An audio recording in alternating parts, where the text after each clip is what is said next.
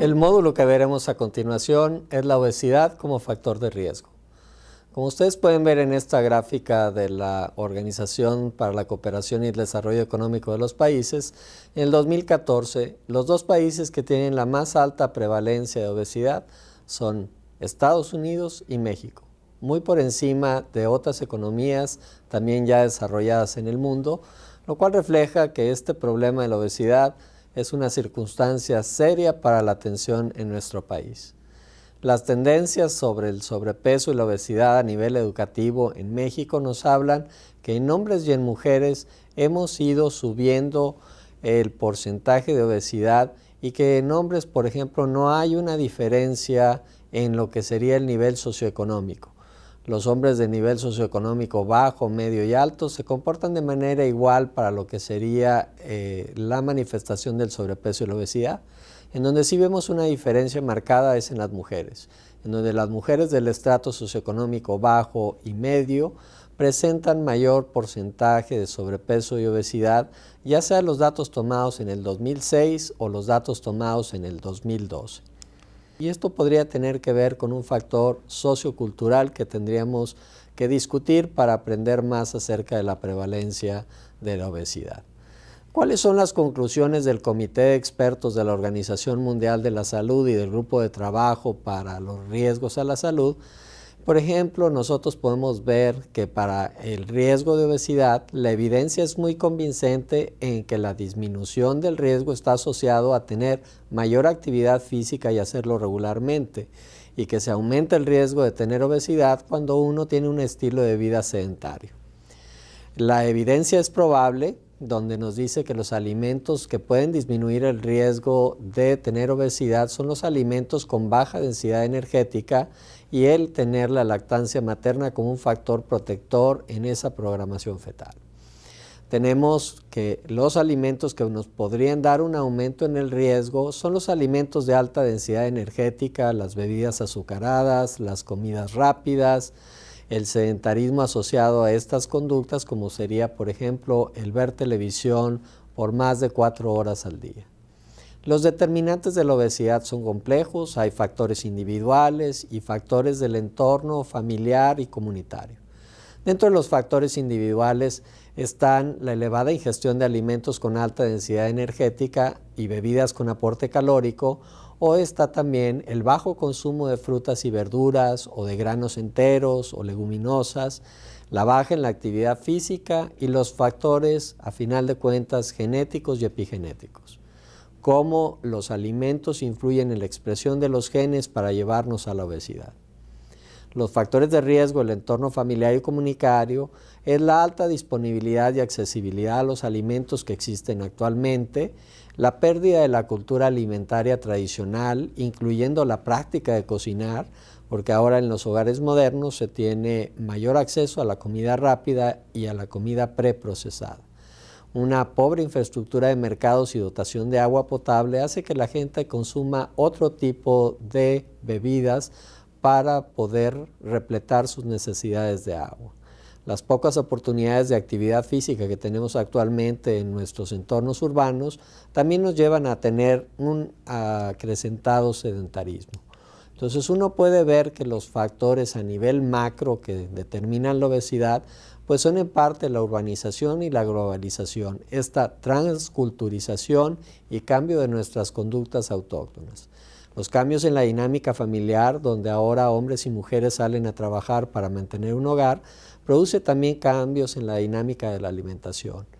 La pobreza y la inequidad son otros de los factores que pudieran contribuir al desarrollo de la obesidad.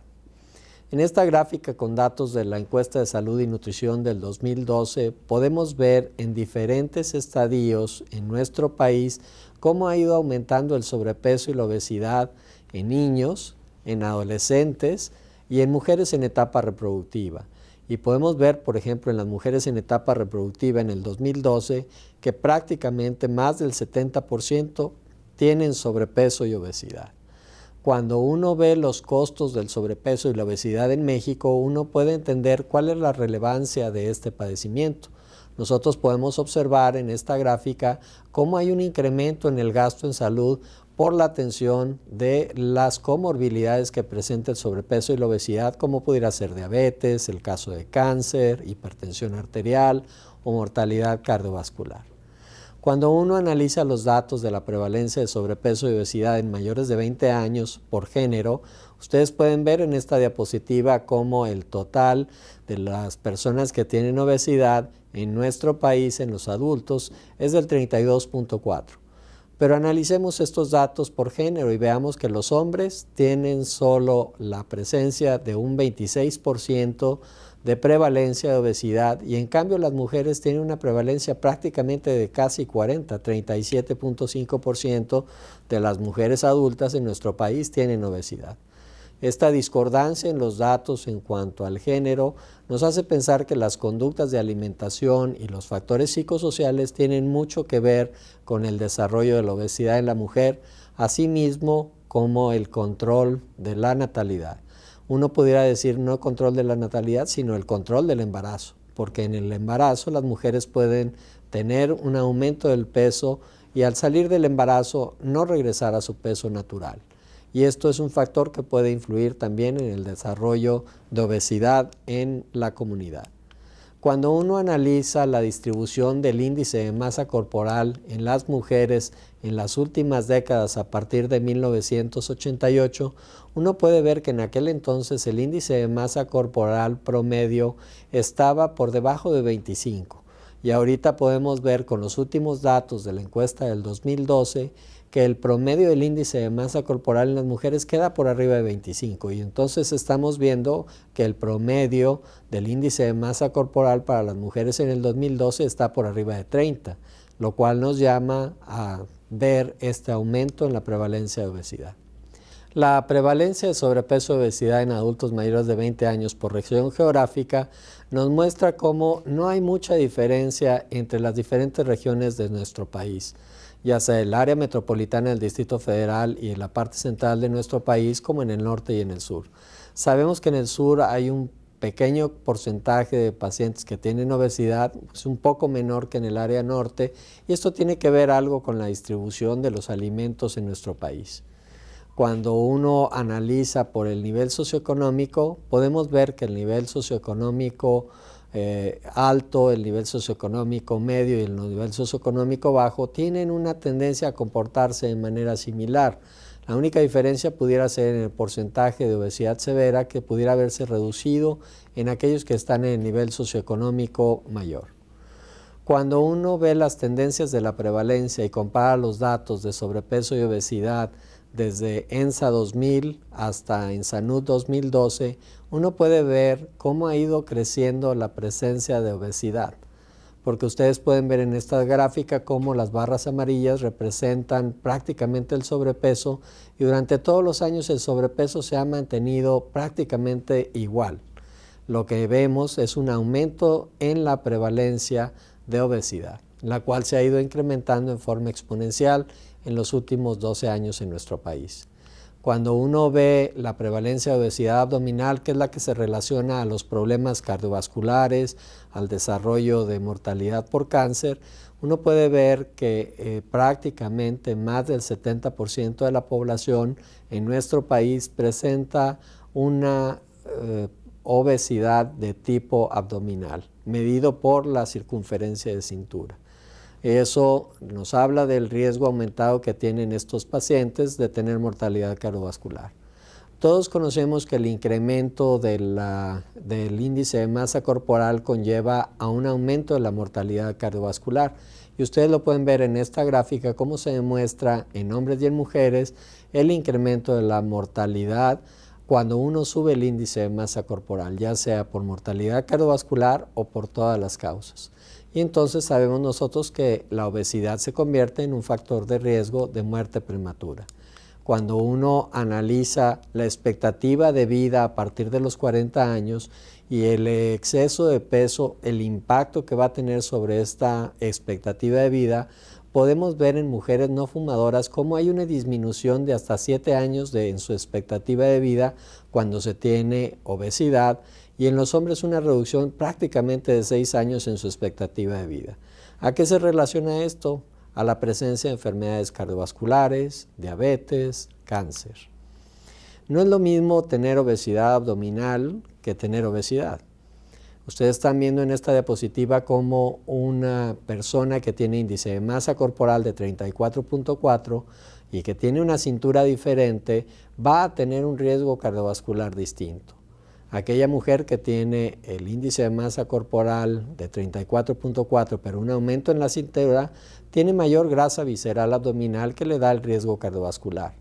En cambio, la mujer que tiene ese mismo índice de masa corporal de 34.4, pero tiene una cintura menor y tiene una cadera aumentada, que es donde está depositada la grasa, esa tiene un menor riesgo cardiovascular. Y esta es la diferencia entre la obesidad de tipo central o androide contra la obesidad de tipo periférica o ginecoide, en la cual se relaciona una menor mortalidad. ¿De qué tenemos riesgo cuando tenemos obesidad? Podemos ver en esta gráfica cómo el adulto con obesidad puede tener intolerancia a la glucosa, diabetes, hipertensión arterial, hiperlipidemia, enfermedad cardiovascular, trastorno de apnea del sueño, síndrome metabólico, cáncer. Pero vean que también los infantes que padecen obesidad empiezan a presentar al mismo tiempo intolerancia a la glucosa o diabetes tipo 2, hipertensión arterial, hiperlipidemia primordialmente con hipertrigliceridemia, enfermedad cardiovascular, trastornos de apnea del sueño, síndrome metabólico y cáncer, al igual que sería un adulto. Condiciones en las que uno no está esperando que tenga un infante o un adolescente, pero por el hecho de tener obesidad se presentan las enfermedades que estamos acostumbrados a ver en los adultos. Dentro de las complicaciones, las alteraciones metabólicas, vamos a tener anomalías lipídicas y resistencia a la insulina con síndrome metabólico. ¿Qué anomalías lipídicas podemos tener? Podemos tener hipertrigliceridemia con HDL bajo, que es la característica de la obesidad. En las alteraciones respiratorias tenemos el síndrome de hipoventilación, de hipoxia, de apnea del sueño y síndrome de Pickwick.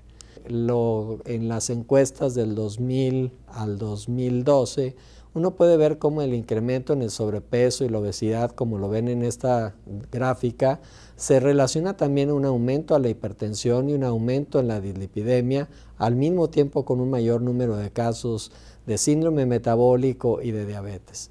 Estas enfermedades están relacionadas al desarrollo del sobrepeso y la obesidad. Cuando uno ve los factores de riesgo cardiometabólicos en estos individuos que tienen obesidad, cuando uno los agrupa por los factores de riesgo que se presentarían en el síndrome metabólico, ustedes pueden ver en este gráfico, en las primeras 3 barras, cómo la obesidad está presente como el componente número 1 de estos conglomerados de síndrome metabólico. Obesidad, colesterol HDL disminuido, hipertensión arterial, obesidad, colesterol HDL disminuido y el aumento de los triglicéridos. Y en la tercera barra ven cómo la obesidad, la hipertensión arterial y los triglicéridos aumentados son los componentes que prácticamente tienen el 50% de los adultos en México que padecen síndrome metabólico. Y estos desarreglos están en relación a la presencia de obesidad. Y si uno ve en las encuestas de salud los componentes, vemos nosotros que por arriba del 80% de la población tiene más de 2 componentes de lo que sería el síndrome metabólico cuando presentan sobrepeso y obesidad. ¿Qué pasa cuando un individuo tiene sobrepeso y obesidad y tiene intolerancia a los carbohidratos? Este es un resumen de estudios que demuestran cómo los sujetos que tienen intolerancia a la glucosa pasan a tener diabetes, y podemos ver, por ejemplo, los indios Pima, que pasan prácticamente el 60% de ellos a tener diabetes. Cuando se hizo un análisis de este estudio, lo que se vio es que en el tiempo de evolución a lo largo de los siguientes 4 años de haber sido diagnosticados con intolerancia a los carbohidratos, el mejor predictor de quién va a desarrollar diabetes es aquel individuo que le aumenta el índice de masa corporal. Es mejor predictor eso que los niveles de glucosa sanguíneos preprandiales o postprandiales, porque el incremento de peso conlleva al desarrollo de diabetes. Entonces, si yo tengo un individuo que tiene sobrepeso y tiene intolerancia a los carbohidratos, lo que más debo de vigilar es la ganancia de peso, porque eso es lo que me va a hacer que el individuo desarrolle diabetes tipo 2. Dentro de las alteraciones cardiovasculares, la obesidad es un factor de riesgo para cardiopatía isquémica, para hipertensión arterial, para miocardiopatía, accidente cerebrovascular, estasis venosa, la cual puede ser muy importante en las mujeres, sobre todo en el embarazo, y traernos problemas de tromboembolia. Dentro de las complicaciones y los factores asociados a la obesidad están las alteraciones tumorales. En las mujeres que tienen un sobrepeso de más del 40%, sabemos que se favorece el desarrollo de cáncer endometrial y cáncer de mama. En los varones con un sobrepeso mayor al 20%, se favorece el desarrollo de cáncer de próstata y recto. Hay muchos estudios que demuestran esta relación de asociación entre el incremento de peso y el cáncer. Están viendo ustedes estas gráficas de un estudio llevado a cabo en Estados Unidos entre 1980 y 1998, en el cual entraron prácticamente 400,000 hombres y 400,000 mujeres para ser seguidas por un periodo de estudio de más de 10 años. Estos pacientes entraron sin tener cáncer en 1982 a este estudio. De las 57,000 muertes por cáncer durante los 16 años que duró el estudio, se comparó el índice de masa corporal contra el índice de masa corporal más alto para ver cuál era la relación de riesgo que se tiene cuando uno tiene obesidad. En este caso estamos viendo la gráfica para hombres donde el cáncer de hígado y el cáncer de páncreas son los que mayor riesgo se presentan cuando el individuo tiene obesidad, y estamos viendo en el caso de las mujeres que el cáncer uterino y que el cáncer de mama y el cáncer de ovario son los que aparecen con mayor frecuencia cuando se tiene sobrepeso y obesidad. Entonces este es un estudio que demuestra la asociación entre el incremento de peso y el desarrollo de cáncer. ¿Cuáles serían algunos de los mecanismos propuestos? El exceso de peso y la adiposidad nos lleva a tener factores citotóxicos y citocinas inflamatorias, como sería, por ejemplo, el factor de necrosis tumoral alfa, que aunado a la cantidad de ácidos grasos libres circulantes aumentados, nos van a dar un aumento de la resistencia a la insulina y una disminución en la adiponectina. Cuando hay resistencia a la insulina se aumenta en cantidad para vencer esa resistencia, y esto puede hacer que la insulina se pegue a sus receptores o a los receptores de IGF-1, que son los que pudieran hacer la proliferación de células. Sabemos al mismo tiempo que al aumentar las concentraciones de insulina se disminuyen las proteínas transportadoras de los factores de crecimiento. Y entonces hay una mayor biodisponibilidad del factor de crecimiento asociado a la insulina tipo 1 o IGF-1, y estos son los que van a promover el desarrollo del tumor, porque nos van a dar una dediferenciación de las células y un crecimiento desordenado. Y de esta manera, a través de tener la obesidad, podemos hacer este incremento del desarrollo de cánceres.